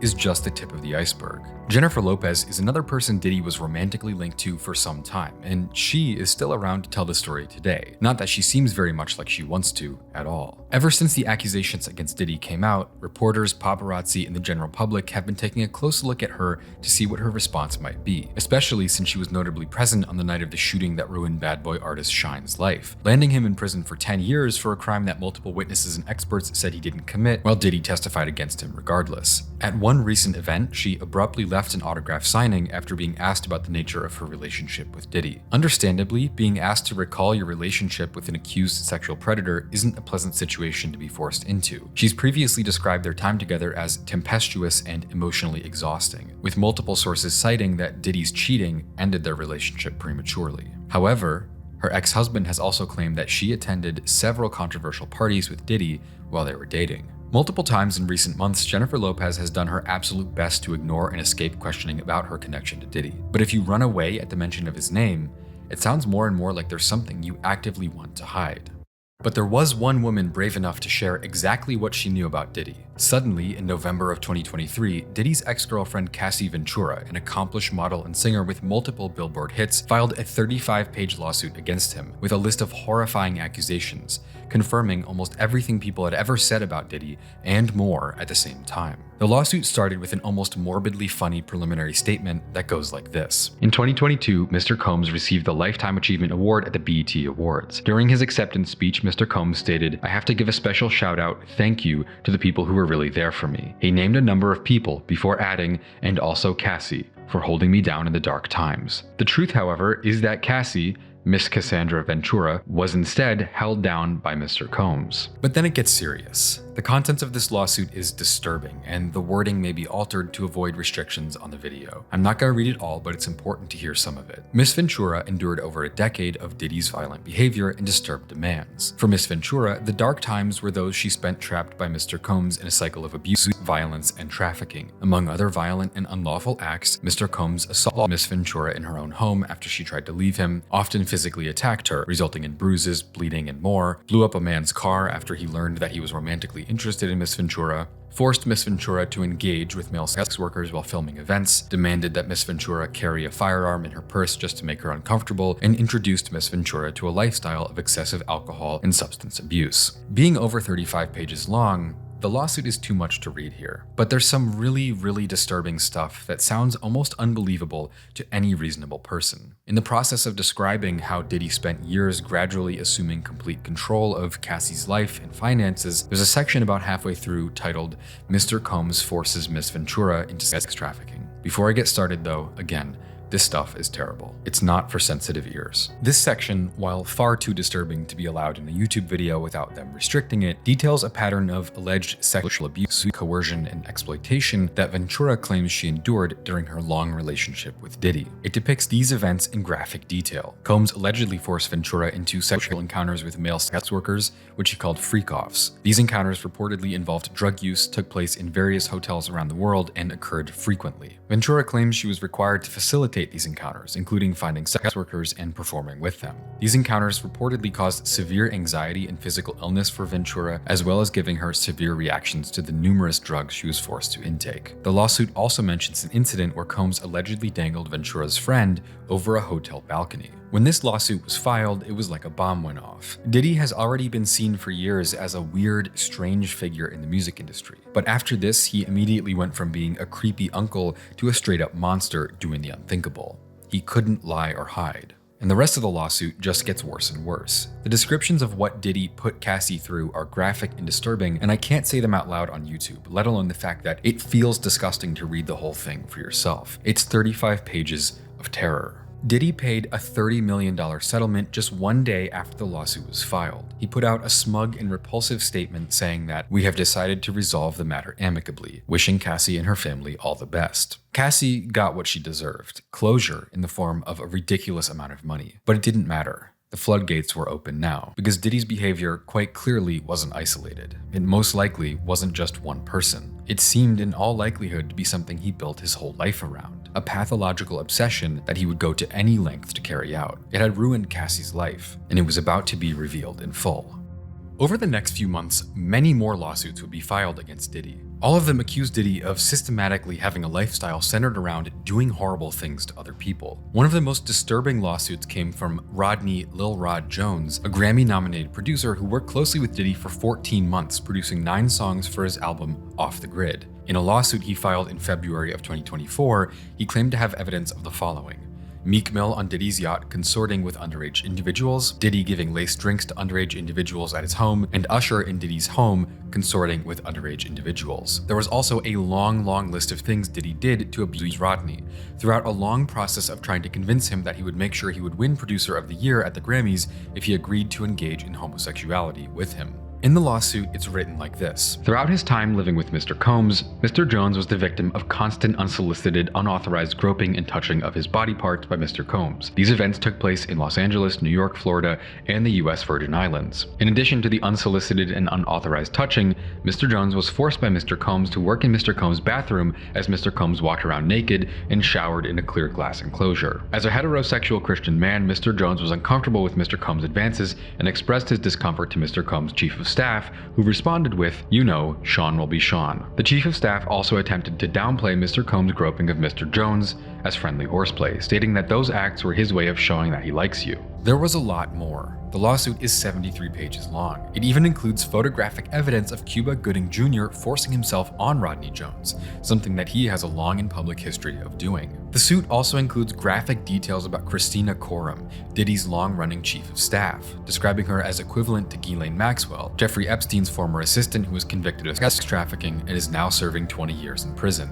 The lawsuit says this about Christina Coram. It was important to defendant Coram to have Mr. Combs' drug of choice immediately ready whenever he asks for it. Defendant Coram required all employees from the butler to the chef to the housekeepers to walk around with a pouch filled with cocaine, GHB, ecstasy, marijuana, and Tusi. Defendant Coram also ordered sex workers and prostitutes for Mr. Combs. She ordered and distributed ecstasy, cocaine, GHB, mushrooms, and more to Mr. Combs and his guests who were present on his rented yacht and in his homes in LA, New York City, and Miami. On multiple occasions, she forced Mr. Jones to carry Mr. Combs' drug pouch against his will. Talking in an interview 6 months after the lawsuit was filed, Rodney Jones revealed that he was living in hiding, unable to find work in the music industry and afraid for his life. He said this, "He's a monster. He'll do whatever is necessary to get exactly what he wants. He doesn't take no for an answer." Diddy's lawyers immediately filed to dismiss the lawsuit from Rodney Jones, calling it a cash grab, but it was far too late. The court of public opinion had already decided that everything in it was believable enough to take it and run. Even with relatively minimal evidence, at least from an outside standpoint, people made up their minds that Diddy was indeed a monster. Months before the feds ever came to pick him up, his career was already over. You go to old Facebook posts about Christina Coram, not even a public figure before she got named, and hundreds of people are leaving comments calling for her to go to jail, calling her evil and disgusting. Diddy's own Ghislaine Maxwell. And again, this is before Diddy got arrested.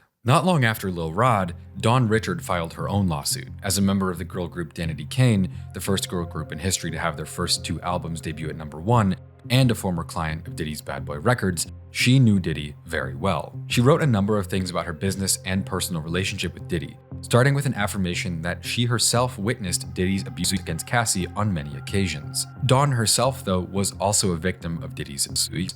All the way back when she met him in 2004 while competing on his MTV show Making the Band, she wrote that Diddy often forced her and her bandmates to rehearse for up to 48 hours straight without food or breaks, with him instilling a culture of fear in all of the women he worked with. She also wrote that as she continued to work with him after her band broke up, he would often force her to take meetings with him while he was in his underwear or grope her body parts during stylist fittings before concerts and videos. She also wrote about a specific instance in 2010 when he tried to punch her in the face after she asked him to stop verbally abusing her in professional environments. Some of the most disturbing lawsuits filed against Diddy, though, have a different set of victims of a very specific age group. There are also other lawsuits that contain a number of claims so horrible I can't read the details on YouTube without this video getting restricted or even taken down. But it does beg the question of whether or not some of these allegations are even real, or if people are just chasing a payout like Cassie Ventura deservedly received. Fraudulent lawsuits are common in Hollywood, but before you make up your mind, I recommend looking into Tony Busby, the lawyer who's representing most of Diddy's alleged victims, having already filed dozens of lawsuits against Diddy, claiming he will be filing at least 100 more. Some of the unnamed yet alleged accusers claim to have been under 18 at the time of their interactions with Diddy, with some as young as 10. And Tony Busby himself is a high-profile lawyer with a pretty bad reputation in his hometown of Houston, Texas, notably having previously served as a defense lawyer on the impeachment trial of a Texas politician who had previously been fined by the SEC for securities fraud and accused of political bribery and corruption. However, Tony Busby also prosecuted NFL player Deshaun Watson in a case that resulted in the settling of over 20 claims of sexual misconduct. It's difficult to make a call on whether or not Tony Busby seems like the type of lawyer to file any old claim in the hopes of making a quick buck.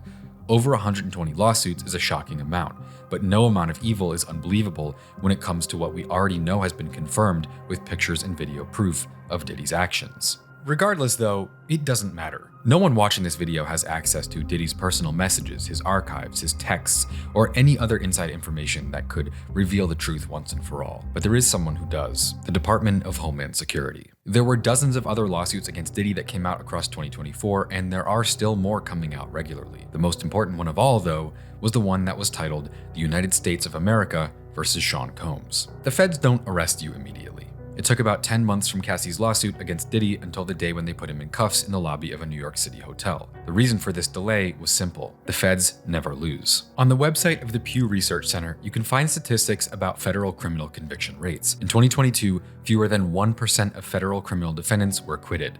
That's only 290 people out of 71,000 being let off the hook. But an even more surprising number is that only 1.9% of cases in total went to trial at all. That's because the overwhelmingly common result of being indicted by the feds in 90% of cases is that you plead guilty. The feds are so thorough, so on top of their business, that almost no one ever gets let off. The reason why is because they only charge winning cases. Some of the more high-profile federal cases in history have been people like Charles Manson, the conviction of the Unabomber, people like El Chapo, or a long list of international terrorists.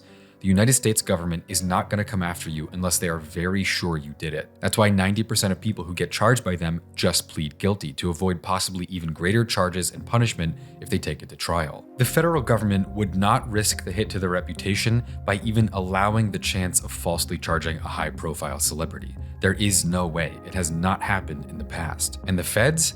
They took their time with Diddy, because Diddy was still walking around as a free man for months after these lawsuits were coming out. It took over 10 months from the day Cassie filed her lawsuit and cratered Diddy's reputation forever, immediately causing the severance of his sponsor deals and the cancellation of any public appearances, to the day that he got arrested. Even though he was cooked immediately, at least in the public eye, he was still a free man. But real consequences weren't far behind. Because shortly after Cassie's lawsuit was fired, it seems like the federal government, specifically the Department of Homeland Security, an agency normally known for preventing terrorism and securing the national borders, started taking a pretty close look at Diddy. Just 4 months after Cassie's lawsuit and 1 month after Rodney Jones' lawsuit, the DHS showed up at Diddy's house to take a look around. In March, they raided his homes in Miami and LA, seizing over 95 electronic devices and reportedly also finding illegal ghost guns and ammo in his house. That same day, Diddy was stopped at an airport just moments before he was going to board his personal jet on a flight to the Caribbean island of Antigua. Whether or not he was trying to flee the US is unconfirmed, but either way, he was not allowed on his own plane and remained in the US. He then spent another 6 months essentially in hiding, knowing the feds were watching him closely and building a case against him. And it wasn't until 7 months after Cassie's lawsuit, when CNN released a disturbing video clip proving her accusations once and for all, that Diddy finally broke his silence. And so with any denial going out the window, he dropped a half-assed, ridiculous apology for what he had done, or at least the part he was caught on camera doing, with no acknowledgement of anything else at all. One of Cassie Ventura's attorneys responded with this: Mr. Combs' most recent statement is more about himself than the many people he has hurt. When Cassie and multiple other women came forward, he denied everything and suggested that his victims were looking for a payday. The fact that he was only compelled to apologize once his repeated denials were proven false shows his pathetic desperation, and no one will be swayed by his disingenuous words. Regardless though, the feds eventually came and got him after a couple more months of investigation. It was then that the wildest lawsuit of all was filed: the United States of America versus Sean Combs. There are 3 federal charges against Diddy. Count 1 is racketeering conspiracy. Count 2 is sex trafficking by force, and count 3 is transportation to engage in prostitution. It's very revealing of Diddy's true character to see how he reacted to the accusations against him, even before the federal lawsuit came out, because the position that he and everyone around him would take from then on was denial. Diddy himself denied everything. He had his team denying everything. He was still making statements proclaiming his innocence, and up to the last minute, he was disparaging his victims. A massive misplay in light of everything that was coming out, especially knowing that the feds were looking at it. Most sane people, innocent or not, if they had things like this coming out about them, would go into hiding. That's what Harvey Weinstein did. Before he was arrested, he said nothing. He completely left the public eye. Diddy, though, his lack of self-awareness was on a whole other level. Just a few weeks after Cassie's lawsuit came out, One anonymous woman accused Diddy of sexually assaulting her at his recording studio in the early 2000s, with the papers being filed by the same lawyer who represented Cassie with her lawsuit, with that lawyer also having represented accusers against several other powerful figures like Bill O'Reilly and Harvey Weinstein in the past. The exact details of this anonymous lawsuit are a bit too much to read on YouTube, but notably it includes photographic proof of the accuser's visit to Diddy's studio, with even some photographs of her sitting on his lap. Diddy's response, though, was a massive mistake, and it calls back again to the overconfidence and narcissism we discussed earlier. He said this in a public statement. For the last couple of weeks, I have sat silently and watched people try to assassinate my character, destroy my reputation and my legacy. Sickening allegations have been made against me by individuals looking for a quick payday. He also said, "Let me be absolutely clear. I did not do any of the awful things being alleged. I will fight for my name, my family, and for the truth." Knowing now that Diddy was being investigated by the federal government,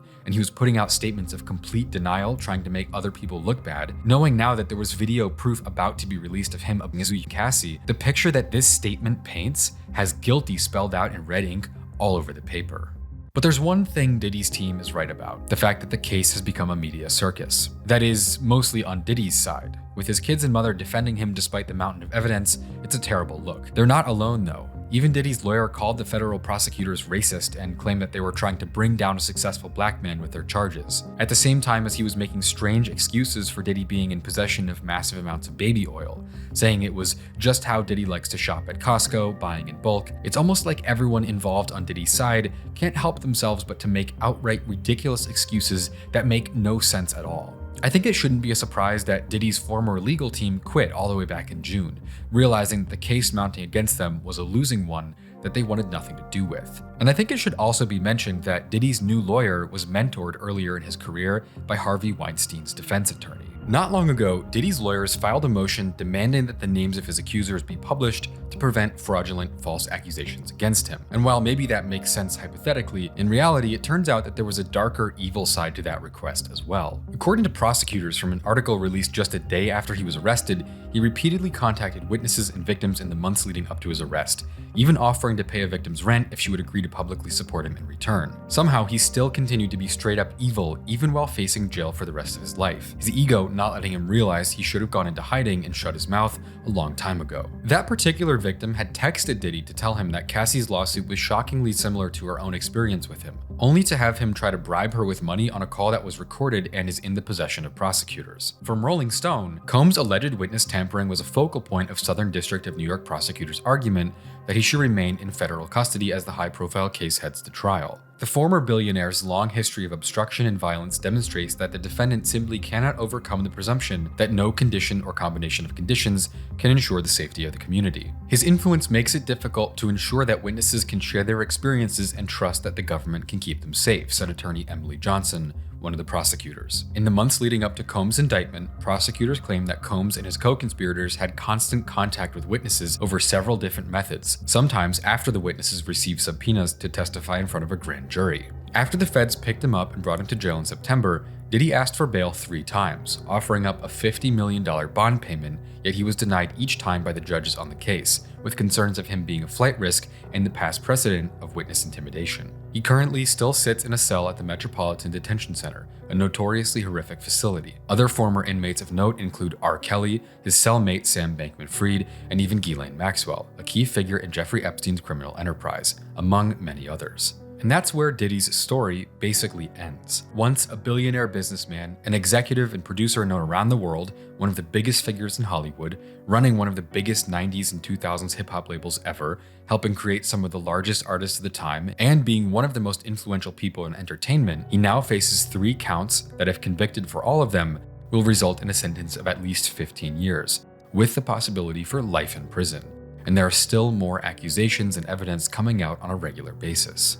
What I'm trying to say here is that Diddy's cards are on the table. The feds know what he did. They know what he's in for. I've said it once and I'll say it again. 90% of people who get indicted on federal charges just plead guilty immediately to avoid even worse punishment that might happen at a trial. Diddy making all these statements about his innocence, pleading not guilty, his family sticking by him, it means nothing when we've seen a pile of evidence from videos to texts to Diddy's own personal history of being involved with scamming artists out of their royalties, possibly being linked to people's mysterious deaths and having inappropriate relationships with underage boys.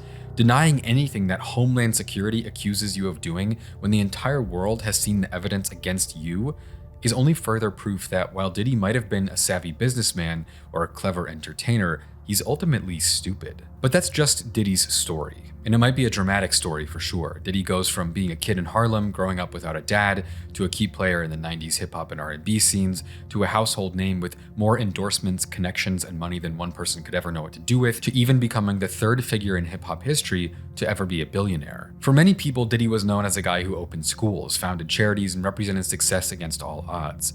He went to great lengths to give himself this good image, an inspiring image for the black community.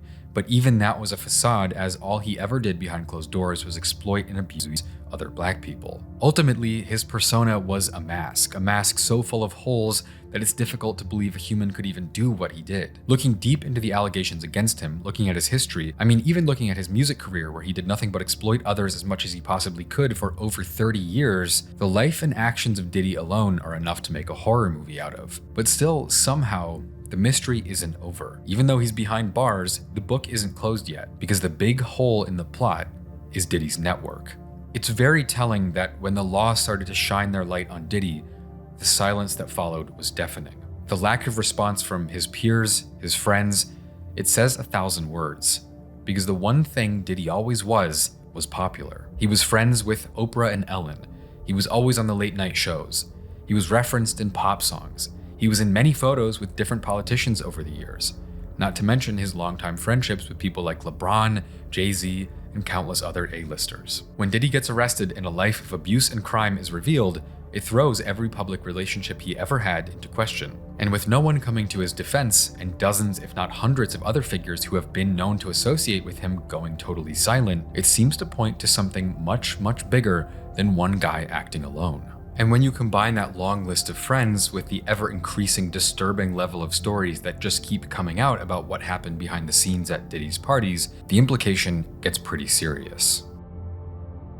It's very difficult to separate fact from fiction when it comes to the history of Diddy and his personal connections. Just because someone appears in a photo or a video at Diddy's house doesn't mean they can be implicated in a sex trafficking scandal. At the same time, though, there are a number of people who stick out above the hundreds of artists, politicians, actors, and socialites who have associated with Diddy over the years, to the point where most people seem to agree it doesn't make sense for them to not have known what was going on behind closed doors. Looking back at the beginning of Diddy's career, there's one name that comes up more than any others: Clive Davis. Clive Davis is a massively influential record producer and music executive from New York that has won 5 Grammy Awards and helped build the careers of many artists, including Whitney Houston, Aretha Franklin, Dionne Warwick, Sly and the Family Stone, Bruce Springsteen, Billy Joel, Pink Floyd, and countless others. Essentially, he did what Diddy did for the music industry, but in the 70s and the 80s. Despite having a huge influence on the sound of modern music, though, Clive Davis's own story is stained by a long history of corruption and abuse. The start of his career was marked by him getting fired when he used company funds to pay for his son's bar mitzvah. And although most discussions of his behavior behind the scenes are scrubbed from the internet, there are rumors about his personality that persist to this day. Specifically, the questionable circumstances that led to the founding of Diddy's Bad Boy Records, the home of Biggie Smalls, Maze, and more. You see, when Diddy got fired from his first music industry job after just a couple years of experience, it was Clive Davis that funded the beginning of Diddy's next project, giving Diddy a $50 million advance to get started on Bad Boy Records. That in itself wasn't a reason to be suspicious, but rumors have gone around for many years that Clive Davis was originally willing to give Diddy opportunities on the condition that they would have an intimate relationship similarly to what Diddy may have had with his artists, perpetuating the same type of behavior that Diddy himself would go on to use as a means of controlling others in the industry. Nothing has ever been confirmed, but Clive Davis's own character, including his appearance at a party while his artist Whitney Houston had just been discovered passed away in the same building, only asks more questions than it answers, painting a picture of a complex web of evil that goes much deeper than just Diddy himself. There are many other names that Diddy's been associated with when it comes to abusive artists like L.A. Reid or Andre Harrell,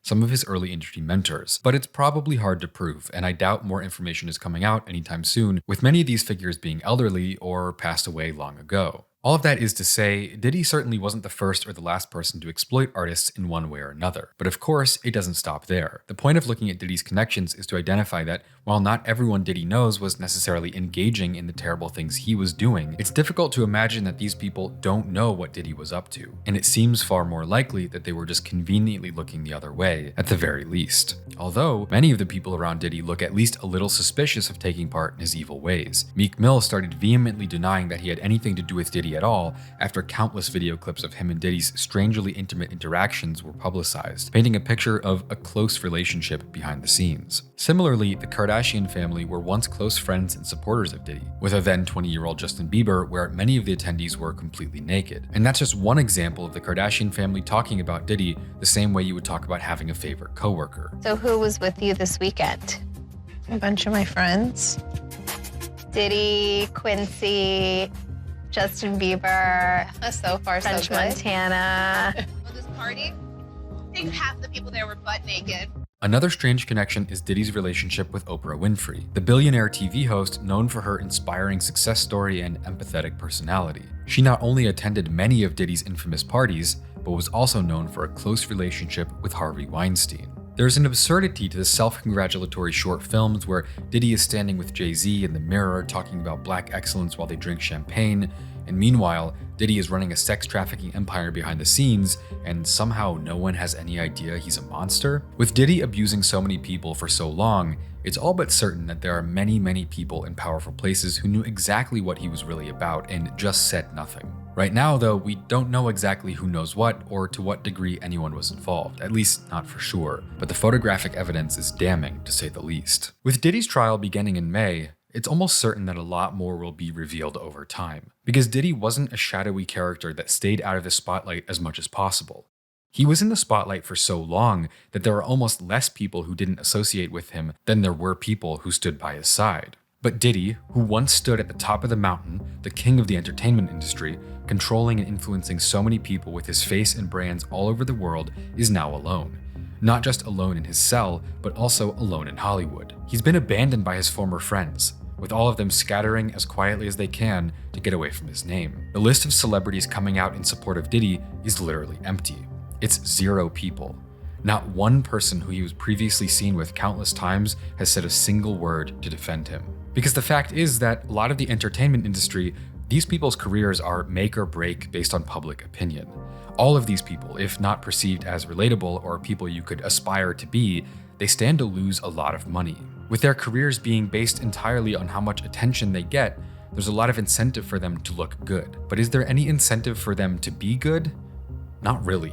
It makes sense that a lot of the people who could have spoken out about Diddy wouldn't, at least from their perspective. Why would you risk your own connections, reputation, and income to speak out against someone around you who had immense power and connections and was willing to threaten people who he didn't like? Why would Oprah ever risk her multi-billion-dollar empire and her reputation as a generous, empathetic person for any reason? The same goes for Ellen, or Kim Kardashian, or LeBron, or Leonardo DiCaprio. You don't get to be where these people are without worshiping money. And when you worship money, there's nothing you'll put before it, not even speaking out against injustice and evil. In some ways, that makes it easier for a celebrity to get away with something horrible than for a random regular person. When everyone around you has a brand to protect and so much at stake, they'll never speak out against the person next to them and risk even the tiniest stain on their manufactured persona of perfection. It's totally possible that the list of people who took part in Diddy's abuse could be smaller than you think, but the list of people who knew about it and were perfectly okay to do nothing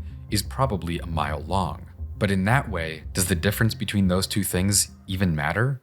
Even more than just turning a blind eye, though, there are a lot of real reasons why crimes like Diddy's wouldn't get exposed, even if many people knew about it. Diddy is known to have threatened people with firearms, stalked people he didn't like as a form of intimidation, and even blew up Kid Cudi's Porsche when he got involved with Cassie during a break in their relationship. He went to great lengths to maintain a dangerous image to the people around him and was even found to have ghost guns in his house, firearms with serial numbers scratched off that can be more easily used to commit crimes. Basically, many people around Diddy knew that he was willing to do whatever it would take to maintain control. He had no issue threatening or intimidating others, even as we've heard from far back in his music career in the early 90s. Still though, the silence from Diddy's friends is pretty deafening. it's hard not to start to make assumptions. Because if you're associated with someone and they turn out to be a monster and you never knew about it, you would probably tell everybody that you had no idea what was going on. That's exactly the first thing anyone would say about a friend or a coworker or an acquaintance who turns out to be a terrible person. I had no idea. And Diddy had a lot of friends,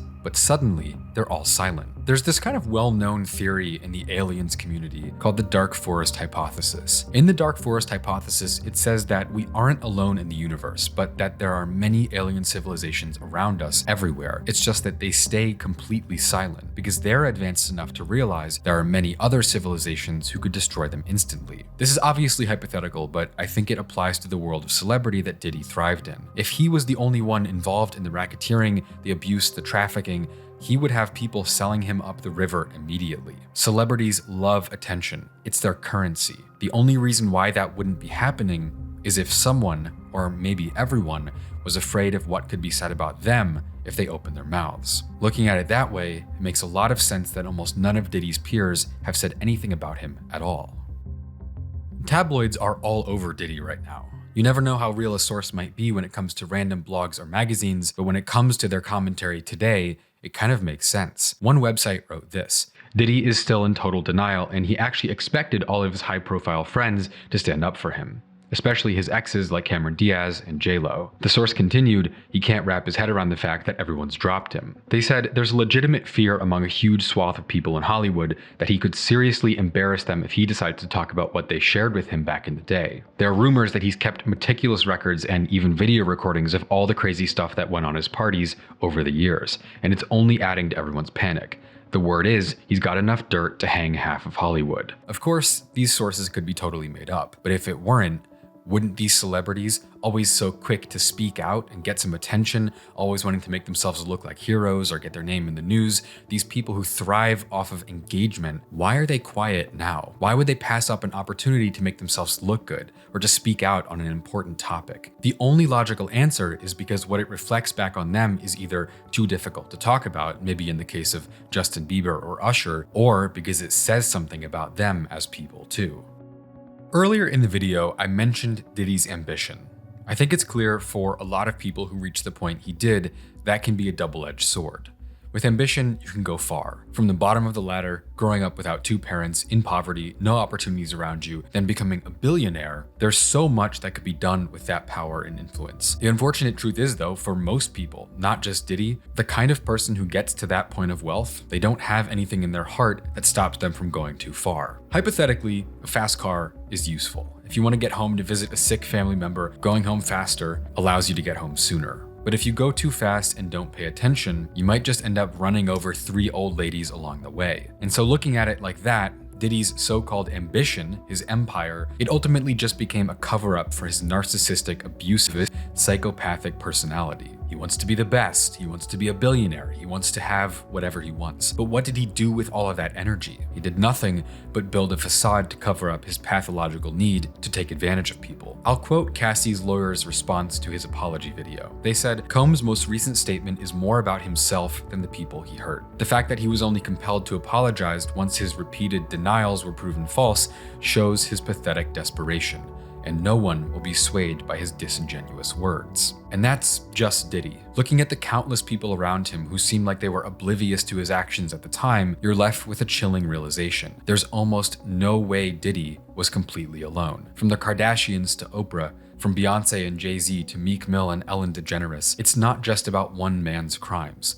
It's about an entire system that values image and wealth over morality and justice. And as we wait for Diddy's trial in May, you're left wondering, how deep does this rabbit hole go, and who else might be implicated in the web of secrets and lies? The fall of Diddy might just be the first domino in a much larger, more sinister picture, one that could shake the very foundations of Hollywood and the music industry as you know it. You can look back through thousands of photos and videos portraying Diddy as a fun guy, party guy, an entertainer, and knowing what he was really doing to people behind the scenes, it casts a massive shadow over the entirety of Hollywood that he was allowed to do that by his peers in the first place. Diddy obviously isn't the only person like this though. Bill Cosby, Jeffrey Epstein, Harvey Weinstein, so many others. It's only becoming more and more obvious that influence and power attracts a very specific type of person. In a world where public opinion decides who thrives and who gets forgotten, though, the amount of control Diddy had over the people around him more than likely led to a sort of standoff where many, if not most people who knew exactly what his true character was, would rather have protected themselves than stand up. Not only is that in itself a horrible injustice, but it begs the question, what else is being kept under wraps? A lot of the contents in this video comes down to conjecture or clues, but with Diddy in prison until his trial in May, it seems like his prosecutors might know exactly what they're looking for. As of right now, though, it's hard to say that the underbelly of the entertainment industry isn't looking more sinister and evil than anyone ever thought was possible before.